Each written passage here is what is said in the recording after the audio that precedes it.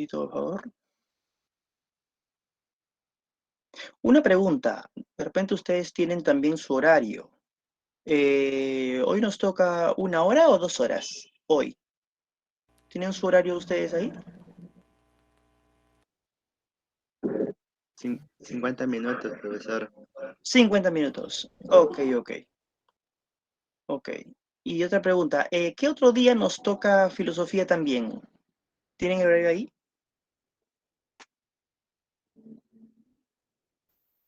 Es el único día. Solo el lunes nomás. Solo el día, profesor. Ay, eso se va a corregir. ¿Y qué curso tienen después de hoy? O sea, a las 8:50. Biología, profesor. Biología. Biología. Ah, ya, ok. Ya, ok. Listo. Entonces después nos van a avisar algunas personas que intentan ingresar sin su correo institucional y tengo que rechazar un momento, por favor.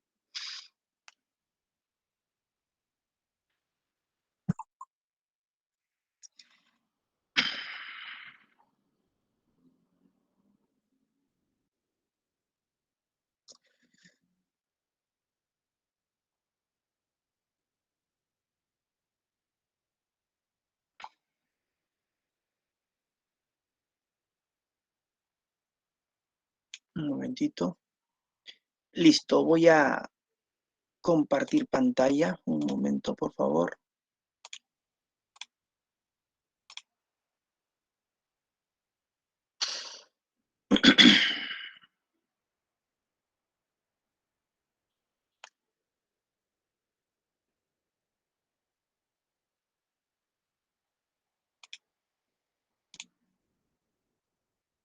Listo, indíquenme, por favor, si se ve mi diapositiva. Sí, profesor. Sí, se ve, profesor. Se ve, profe. Sí, profe. Listo, perfecto. Listo, perfecto.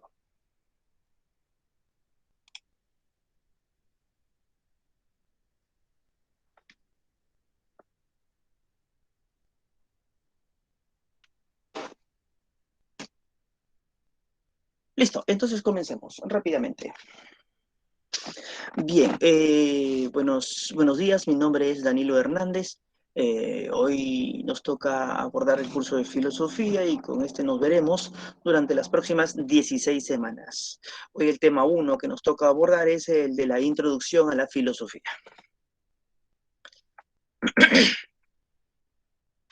Bien, veamos.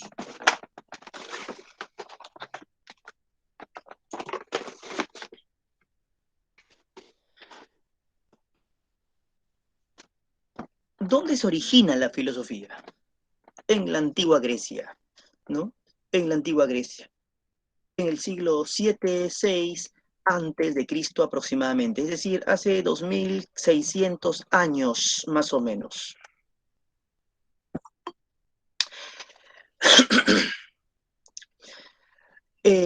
En esta época, en el siglo 7, 6 antes de Cristo, acaeció lo que los historiadores llaman hoy el paso del mito al logos, es decir, el paso de las explicaciones míticas de la realidad a las explicaciones racionales de la realidad, ¿no? Recuerden ustedes que un mito es un relato fantástico que intenta dar cuenta a partir de la religión, ¿no? Y de las creencias sobre las distintas regiones de la realidad, ¿no?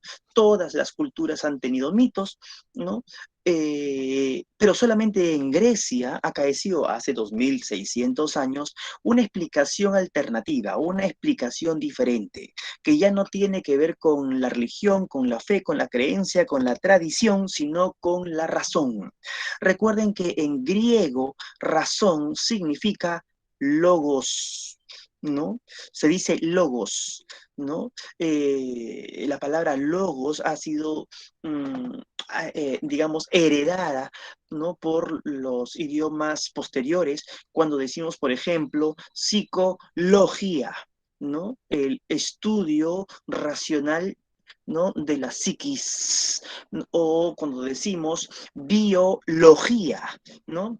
El estudio racional de la vida, ¿no? Logos significa razón, significa estudio, teoría, tratado, verbo, palabra. Es una palabra que tiene múltiples significados.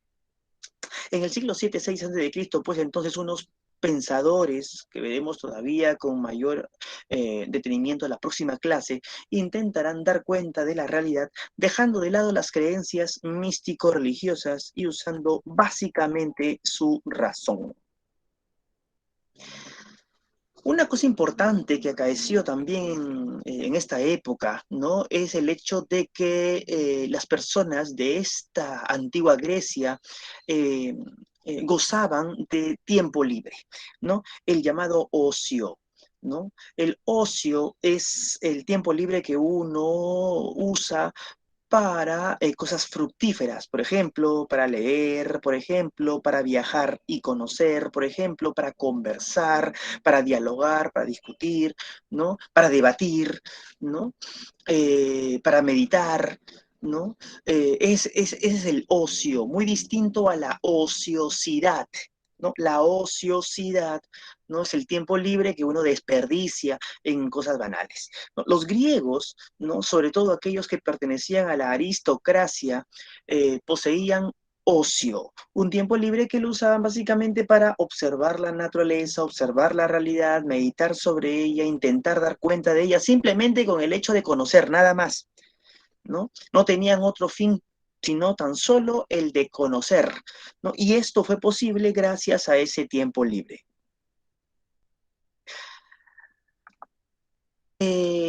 Pero la gran pregunta es, ¿por qué la filosofía surge en Grecia?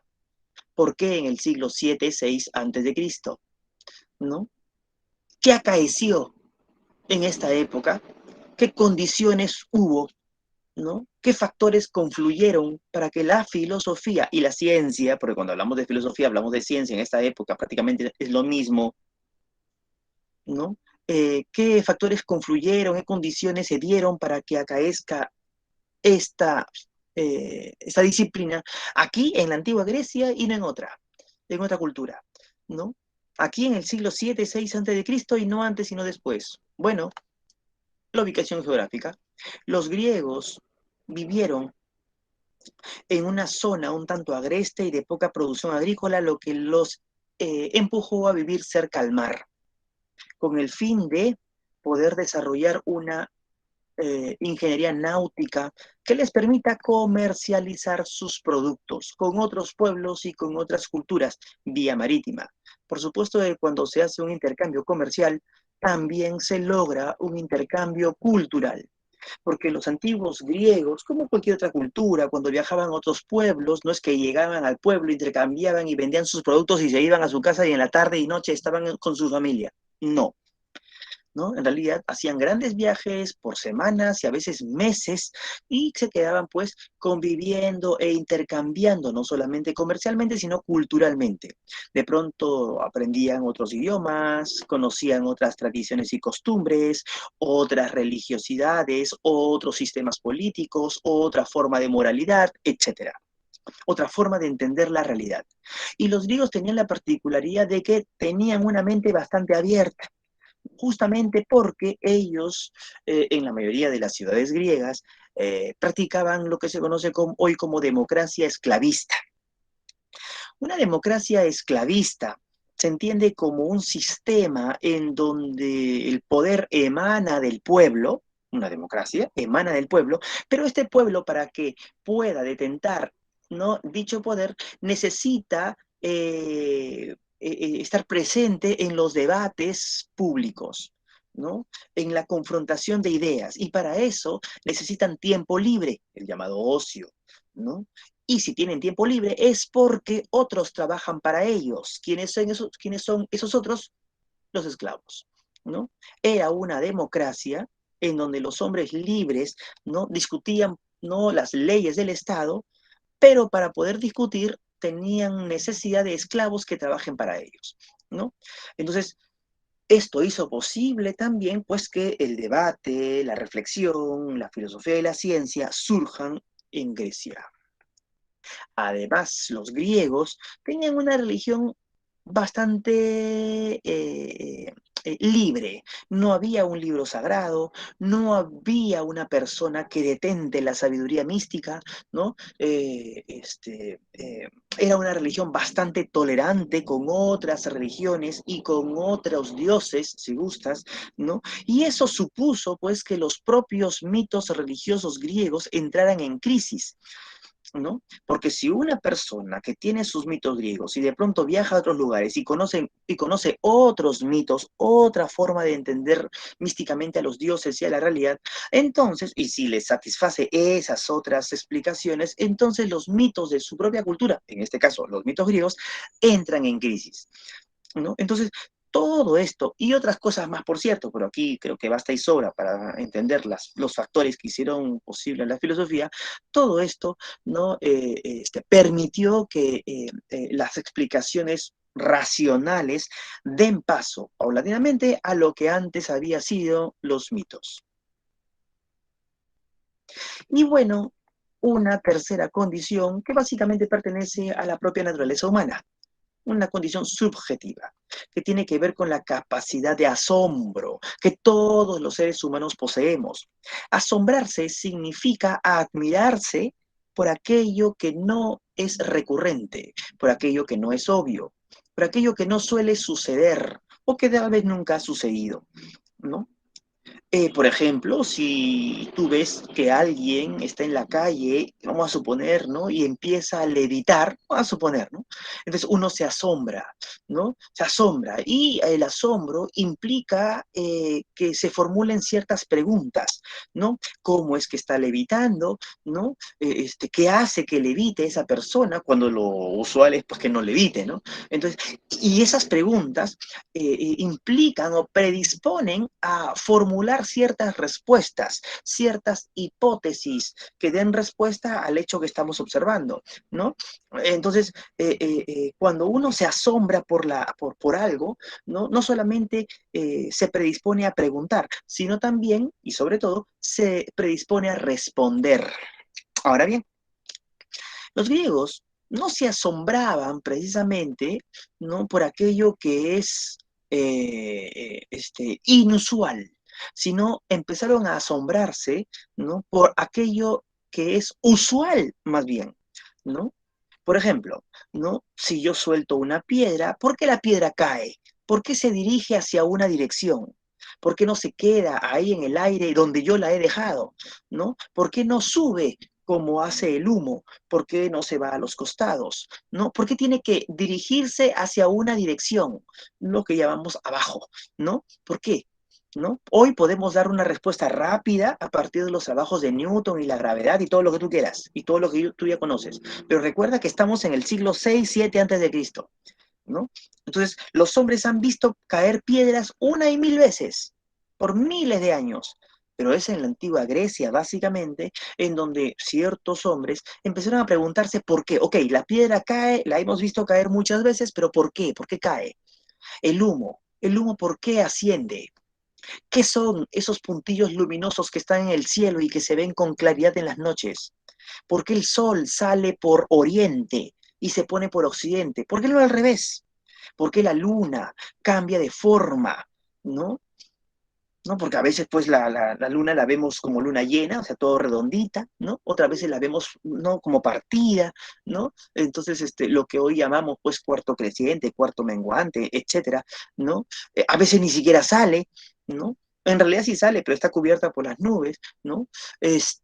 O a veces simplemente a la misma luna la vemos en el día, junto con el sol, ¿no? El sol para un costado, la luna para el otro lado, ¿no? Ustedes habrán visto la experiencia. Entonces, todo eso que parece tan usual y que siempre los hombres por miles de años han visto, en realidad, muchos hombres en esta época, en la antigua Grecia, se empezaron a preguntar pues justamente por eso, por lo usual. ¿Ok? Bien. Bien, bien. Entonces, eso es la capacidad filosófica, ¿no? Asombrarse por lo usual, ¿no? Es fácil asombrarse por lo inusual. Tenemos que aprender a no perder, y eso es una de las grandes enseñanzas de la antigua Grecia, ¿no? Tenemos tenemos que aprender a no perder esa capacidad de asombro, ¿no? Por lo usual, por lo recurrente, por lo corriente. Bien, bien.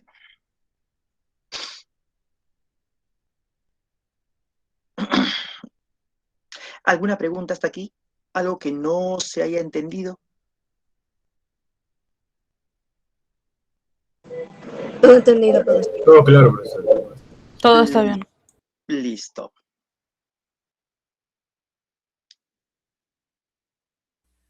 Aló, profesor Danilo. ¿Sí? Profesor Danilo, ¿cómo está? Muy buen día. ¿Cómo está, señor Alex? ¿Cómo está, profesor? Muy buen día. Mire, era para indicarle ciertos pequeños pautas a los jovencitos, si me permite un par de minutos. Disculpe Sí, la molestia. No hay problema, no hay problema. A ver, jovencitos, muy buen día. Mi nombre es el señor Alex Suyo. Soy coordinación de alumnos y también de algunos detalles de los docentes a nivel de conectividad y planteamiento de otros detalles dentro de la institución. ¿Ok? Y nosotros somos un soporte para el docente para que pueda manejar bien la plataforma de la institución. ¿Ok? Para indicarles lo siguiente, jovencitos. Miren, posiblemente el profesor tenga algunos alumnos que quieran conectarse o estén solicitando el permiso para conectarse. Recuerden que el conectarse a la plataforma tiene que hacerse con el correo institucional. ¿Ok? Una vez conectado con el correo institucional, conectarse a la web cepre.untels.edu.pe en el área de login y colocar su DNI en ambos casilleros, ¿ok? Para que puedan entrar directamente a la plataforma, ¿correcto? Y para que puedan estar dentro de las clases, vincularse a la plataforma. Muchos se están colocando o se vinculan, abren el correo institucional, se vinculan, pero en la parte superior derecha figura su correo personal. Es por eso que están solicitando permiso. ¿Ok? Cuando un alumno no se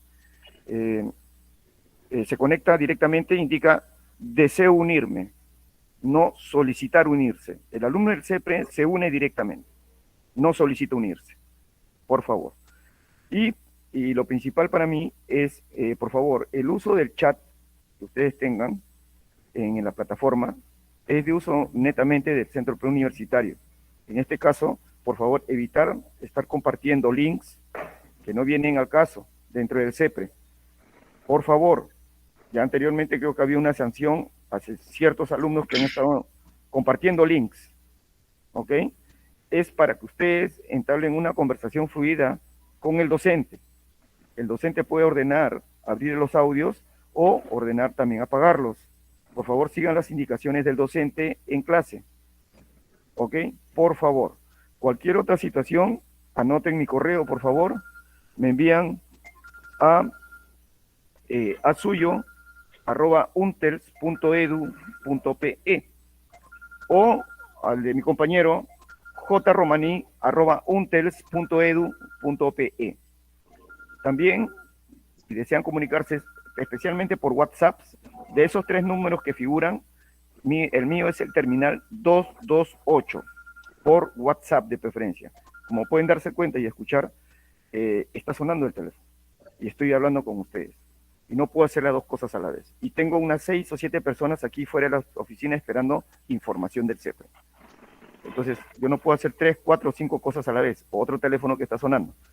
Quiero que entiendan eso. No es porque uno no les quiere contestar. Y la atención es de lunes a viernes. Por favor, traten de evitar llamar días sábados, evitar llamar o enviar WhatsApps días domingos. Me están enviando WhatsApps días sábados, 11 de la noche, 12 de la noche, 1 de la mañana, exigiendo todavía que les conteste. Por favor, un poquito más de criterio. Se elabora de lunes a viernes, sábados y domingos no. ¿Ok? Y por último, la comunicación es la siguiente. En la semana número 8, el día domingo de la semana número 8, ¿ya? El día domingo de la semana número 8 van a tener ustedes la primera evaluación para los alumnos que estén con opción de ingreso directo a la universidad. Solo esos alumnos, ¿ok? Con opción a ingreso directo a la universidad, estar entre los 15 mejores por carrera. Los que están en el otro tipo de estudio no van a poder dar ese examen. Ojo con eso. Y ese examen va a ser presencial, al igual que el segundo examen en la semana 16. Por favor. ¿Correcto? ¿Ok? Listo, chicos. No les quito más tiempo. Por favor, cualquier comunicación mediante el correo o en el número del WhatsApp del terminal 228, por favor. De esos 3 números que figuran, el mío es el 228. Mi nombre es el señor Alex Suyo, ¿no? Cualquier cosita para poder ayudarlo. ¿Ok? Permiso, profesor. Disculpe la molestia. ¿Ok? Hasta luego, hasta luego. Todo lo de los exámenes también se les estará enviando correos. Revisen su correo institucional, por favor. Siempre revisen su correo institucional. Toda comunicación es mediante ese correo, por favor. ¿Ok? Gracias.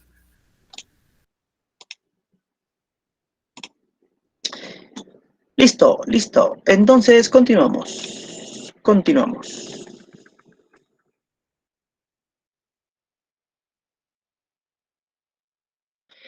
Hablemos de la etimología de la palabra filosofía.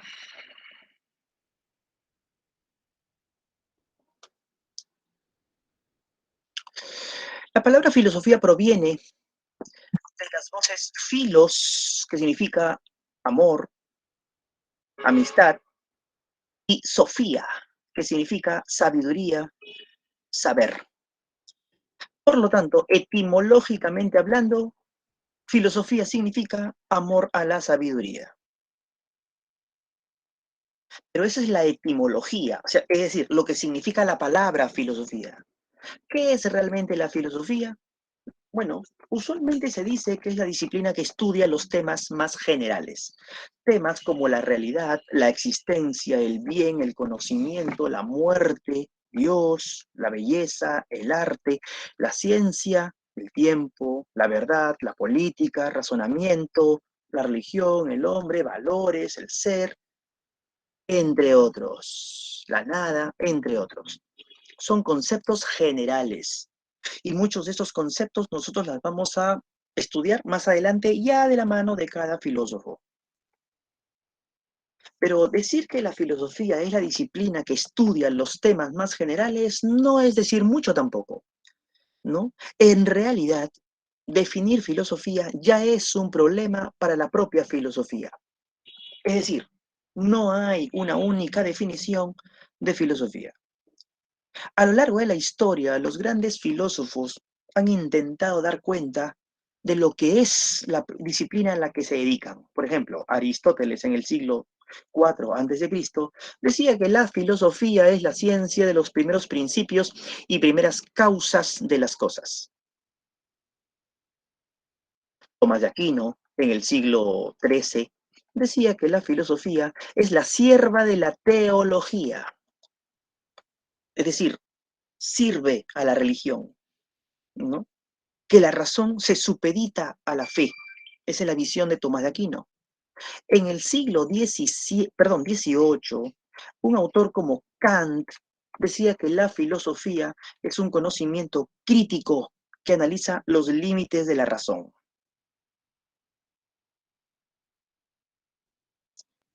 Y Wittgenstein, en el siglo XX, decía que la filosofía es una actividad que tiene como objetivo el esclarecimiento del lenguaje.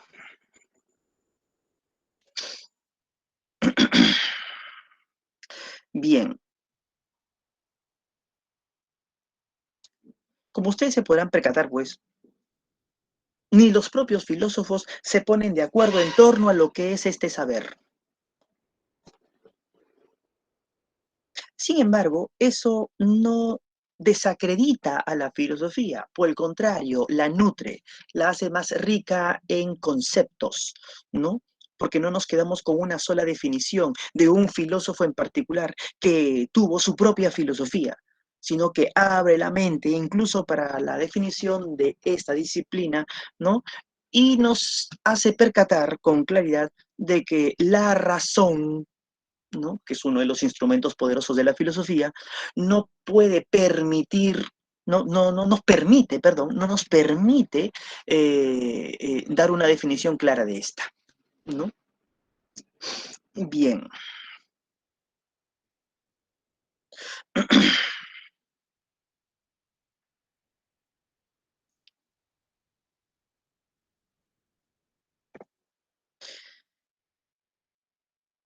Cuando hablamos de la actitud filosófica, estamos hablando de la propia filosofía, ¿no? De cómo el hombre intenta dar cuenta de la realidad, ¿no? Usando su raciocinio. Y claro, hay o se muestran 5 características al respecto.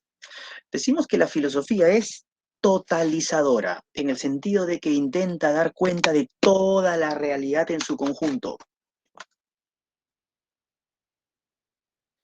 Decimos que la filosofía es racional, en el sentido de que intenta ser coherente, ¿no? Y dar argumentos sobre la respuesta que brinda a partir de los problemas planteados. Decimos que la filosofía es crítica, porque siempre está evaluando las respuestas dadas. Siempre. Incluso es muy autocrítica. Decimos que la filosofía es radical, porque va al meollo del asunto, ¿no? Va a la raíz del problema. Y decimos que la filosofía es problemática, porque siempre está generando problemas, es decir, siempre está cuestionando incluso aquello que es muy obvio, ¿no? Incluso aquello que es muy obvio. Bien, bien. A lo largo de de las sesiones en las que nos vamos a acompañar, nosotros nos vamos a percatar con claridad sobre las distintas filosofías, ¿no? Que vamos a ver, ¿no? En donde aparecen estas características, ¿no? Y yo mismo les voy a hacer recordar, ¿no? Para decirles, mire, aquí aparece, ¿no? Les voy a decir, ¿no? Aquí aparece la parte totalizadora de la filosofía, aquí aparece la parte problemática de la filosofía, ¿no? Para poder siempre recordar estas características. Bueno, hasta aquí. ¿Alguna pregunta? ¿Algo que no se haya comprendido? Creo que no, profesor. ¿Todo claro? Está claro, profe. Todo claro, profesor. Todo claro, profesor. Listo. Listo.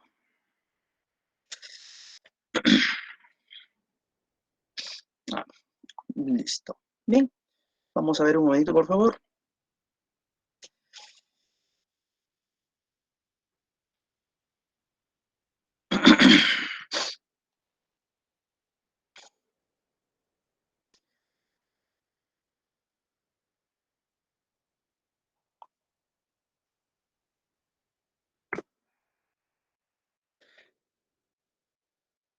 Es hasta las 8:50, ¿verdad?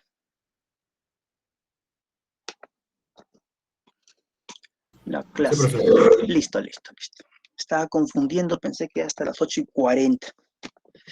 Listo, entonces vamos a detenernos momentáneamente en las distintas disciplinas filosóficas que forman parte del corpus de lo que es la filosofía. Tenemos a la ontología, a la nociología, a la epistemología, a la axiología, a la ética, a la estética, a la filosofía política y a la antropología filosófica. Son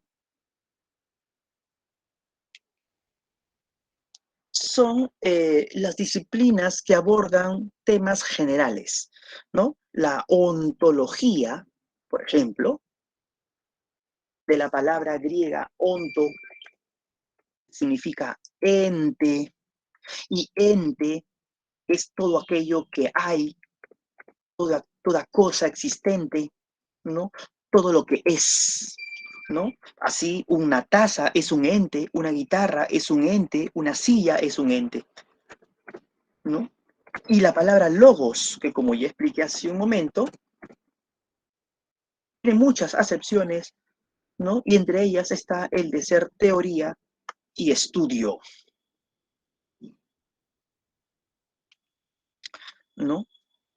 Por lo tanto, ontología, etimológicamente hablando, ¿no? Significa estudio sobre lo que hay, estudios sobre las cosas, estudios sobre el ser, estudios sobre la existencia, ¿no? Bien, bien, bien, bien.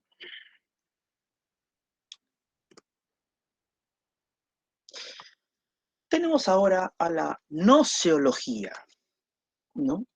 La otra disciplina filosófica,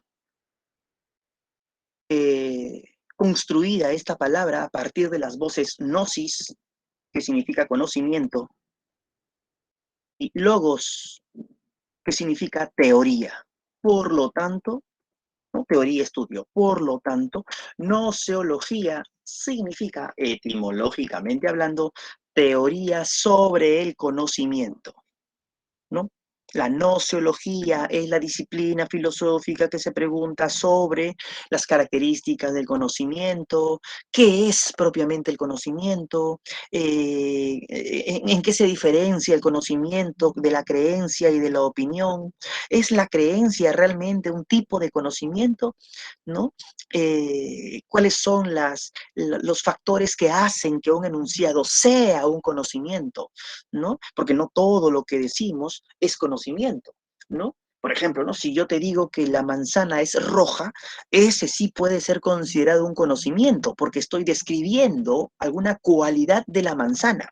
Pero si te digo que la manzana es deliciosa, eso ya no es un conocimiento, ¿no? Porque no, ya no te estoy hablando de la manzana, te estoy hablando de lo que yo siento por la manzana. O sea, para mí es deliciosa, ¿no? Entonces, el conocimiento, pues, siempre es objetivo, o podríamos hablar también de un tipo de conocimiento subjetivo. Bueno, estas preguntas y otras más sobre el conocimiento lo aborda la gnoseología.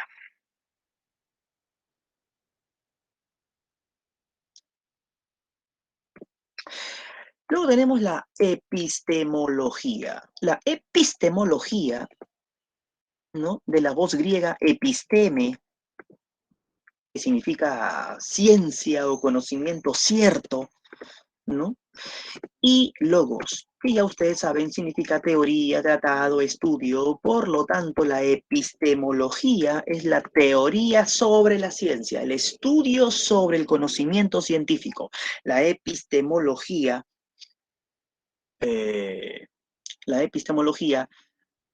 estudia todo aquello que tiene que ver con la ciencia.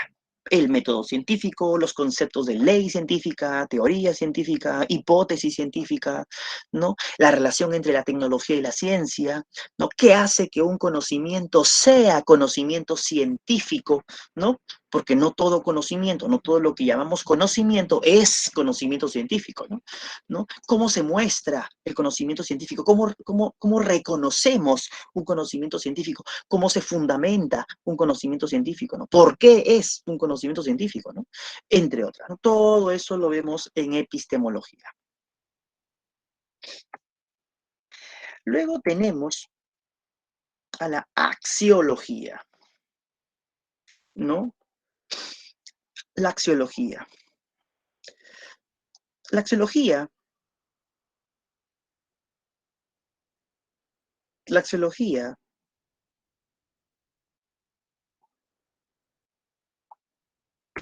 de las voces griegas, axios, que significa valioso, valor, y logos, que significa teoría, tratado, estudio. Por lo tanto,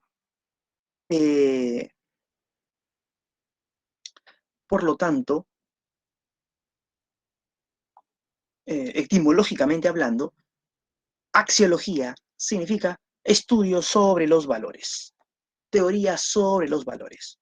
¿Qué son los valores? ¿No? ¿Cuántos tipos de valores hay? ¿No? ¿Cuáles son las características de los valores? ¿Realmente existen los valores? ¿No? ¿O es una cuestión subjetiva? ¿No?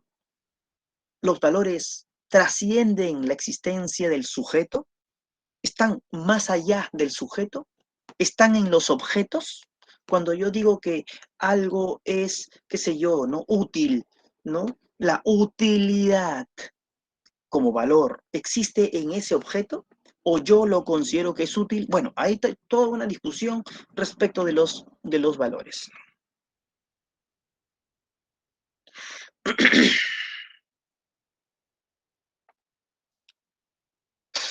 Bien. Bien.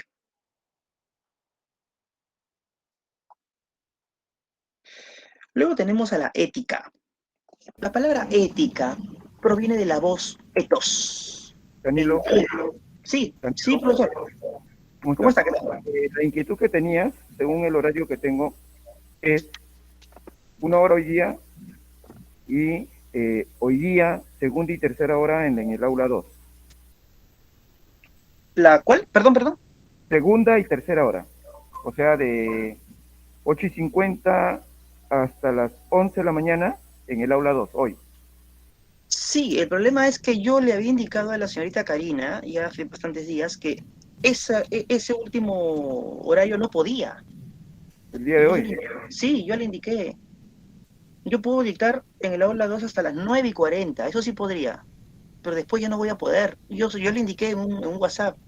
Ah, ya. Trate de llamarle ahorita que termine Sí. su hora para la señorita. ¿Listo? Sí, listo. Ok, gracias. Hasta luego. Perdón, chico. No se preocupe. Bien. Bueno, les decía justamente que la palabra ética proviene de la voz griega ethos, que significa costumbre, ¿no? Y la costumbre, ¿no? La costumbre de los pueblos, la tradición, ¿no? Que aprendemos mediante la familia, ¿no? Aprendemos con la comunidad, ¿no? Nos indica cómo debemos actuar para ser considerados personas de bien. Nos dice qué es lo que está bien, qué es lo que está mal, qué es lo correcto, qué es lo incorrecto en nuestras actitudes, ¿no? Y eso es lo que hoy entendemos por moral, ¿no? La moral son los distintos preceptos que nos dicen cómo debemos ser, ¿no? Cuando te han dicho tienes que ser educado, cuando te han dicho tienes que darle el asiento a la anciana en el micro, cuando te han dicho que tienes que agradecer toda vez que recibes un favor, etcétera, te estaban enseñando moral. Y eso proviene de la costumbre. La moral, la palabra moral, proviene de la voz latina mores, y mores en latín también significa costumbre. Por lo tanto, ¿no? La definición de la ética en filosofía es el de ser la disciplina que estudia la moral. Se pregunta por qué es el bien, qué es un acto bueno, cómo logramos la felicidad, ¿no? ¿Cuáles son las características de una conducta buena, noble, proba, ¿no? Usualmente nos han dicho que tenemos que ser generosos. Y está muy bien, pero a veces no nos han dicho por qué tenemos que serlo. Nos han dicho que tenemos que ser veraces, que tenemos que decir la verdad. Y eso está muy bien, pero muchas veces no se nos ha fundamentado por qué tenemos que serlo. Simplemente nos han enseñado eso y hemos asumido por intuición que eso es correcto. Entonces, la filosofía, efectivamente, pregunta sobre eso, ¿no? Pregunta sobre ello. Intentando fundamentar aquello que nosotros ya damos por dado. La estética. La estética es la disciplina filosófica que estudia la belleza, ¿no? La palabra estética proviene de la voz griega aistesis. Aistesis significa sensación en griego, pero hace referencia a la sensación que afecta, ¿no? A los sentidos, ¿no? La sensación de sentidos, ¿no? Lo que afecta a los sentidos, ¿no? Pero que lo afecta de tal manera que nos permite maravillarnos. Por ejemplo, cuando vemos una obra de arte, cuando escuchamos una bonita canción, cuando leemos un poema, ¿no? ¿no? Experimentamos una afectación a los sentidos, ¿no? Una afectación que nos llena de goce, ¿no? Y a eso, básicamente, a ese tipo de sensación hace referencia la aistesis. Y esta afectación, ¿no? Que en relación a los sentidos es lo que está vinculado con la belleza, y por ende con el arte. De ahí que la estética sea la disciplina filosófica que estudia la belleza y el arte. Las preguntas que se hace la estética, pues, en relación a esto es, ¿qué cosa es arte? ¿Qué cosa es lo bello? ¿Todo arte realmente es bello? ¿Podemos hablar de un arte feo? ¿Un arte de lo horrible? Si la belleza causa atracción al observarlo, ¿podrá haber un arte que cause repulsión? Muchos artistas han tratado, más allá de lograr algo bello, lograr algo feo. Ustedes, no sé si han visto, de repente sí, pero se los digo, ¿no? Picasso pintó una obra que se llama La Enana, ¿no? Baudelaire escribió poemas que hablaban, pues, de un cadáver putrefacto, ¿no? Y para citar algunos, ¿no? Y lo que buscaban estos autores es que el objeto de arte cause repulsión, ¿no? Entonces, ¿el arte realmente está vinculado con lo bello? Bueno, y preguntas de este tipo, se formula la estética. La filosofía política. Yo les invito a que busquen en internet, ¿no? Por ejemplo, el cuadro de la Enana de Picasso, ¿no? Es un cuadro que efectivamente causa una cierta, en su época sobre todo, ¿no? Causó una cierta incomodidad, ¿no? No sé si alguien pues quisiera tener ese cuadro ahí, pues, ¿no? En su sala, ¿no? Y en la noche, ¿no? Mirando ese cuadro de esa persona que te está mirando fijamente y con una cara de desprecio, ¿no? Porque más o menos el cuadro es así, ¿no? Lo pueden buscar en internet rápidamente, ¿no? Y se van a dar cuenta de por qué Picasso pintó eso, ¿no? O los poemas de Baudelaire, ¿no? Charles Baudelaire, Baudelaire, se escribe por si acaso, ¿no? Baudelaire come grande, ¿no? Charles Baudelaire, ¿no? Charles Baudelaire, el patriarca de los poetas malditos, ¿no? Así se le conoce, ¿no? Bueno, filosofía política, ¿no? La palabra política proviene de la voz griega polis, que hace referencia a la ciudad-estado, ¿no? Hoy se entiende a la política como el arte de gobernar, ¿no? El arte del gobierno, ¿no? De adquirir el poder, ¿no? Finalmente para beneficio de las mayorías. Bueno, eso es lo que se pretende, ¿no? El arte de gobernar pues tiene que ver con el poder político, con los sistemas de gobierno, con las leyes del Estado, ¿no? La filosofía política, por lo tanto, se pregunta sobre cuántos tipos o cuáles son los tipos de gobierno, ¿no? Cómo se garantizan las leyes del Estado, por qué el ciudadano libre tiene que obedecer ciertas predisposiciones de los gobernantes, etcétera, ¿no? Etcétera. Entonces, todo ello, ¿en qué se fundamenta la libertad, la justicia y el derecho, entre otras, ¿no? Todo eso discute la filosofía política. Antropología filosófica. La palabra antropología proviene de la voz griega antropos, que significa hombre, y logos, que significa teoría, tratado, estudio. Por lo tanto, creo que ya lo tienen clarito, la antropología filosófica es el estudio filosófico del hombre. Se le llama antropología filosófica básicamente para no confundirla con la antropología científica, ¿no? Hay una ciencia que es la antropología que estudia las culturas humanas. La antropología filosófica estudia al hombre en tanto ser humano. Se pregunta sobre qué es el hombre, cuál es el objetivo de la existencia humana, ¿no? ¿Por qué existe el ser humano? ¿No? Entre otras, ¿no? Cuando veamos antropología filosófica vamos a ver las distintas definiciones de ser humano que la filosofía ha brindado a lo largo de su historia, ¿no? Y nos vamos a percatar pues que no hay, filosóficamente hablando, una sola definición. Bien, jóvenes. Entonces, aquí nos quedamos. Aquí nos quedamos. Listo. Listo. ¿Alguna pregunta al respecto? ¿Todo claro? Todo bien claro, profesor. ¿Todo bien? Claro, Todo profesor. bien, todo Todo correcto. claro. Todo claro, profesor. Las claves de la semana, de esta semana, se las doy la próxima semana para que ustedes tengan tiempo de revisar sus preguntas y de resolverlas. Listo. Nos vemos. Cuídense. Chau. Hasta luego, profesor. Muchas gracias. Hasta luego, profesor.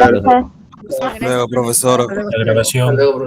Sí, sí, voy a dejar de grabar. Voy a dejar de grabar. Hasta luego, profesor. Hasta Adiós, luego, profesor. profe. Chao, chao, chao, chao.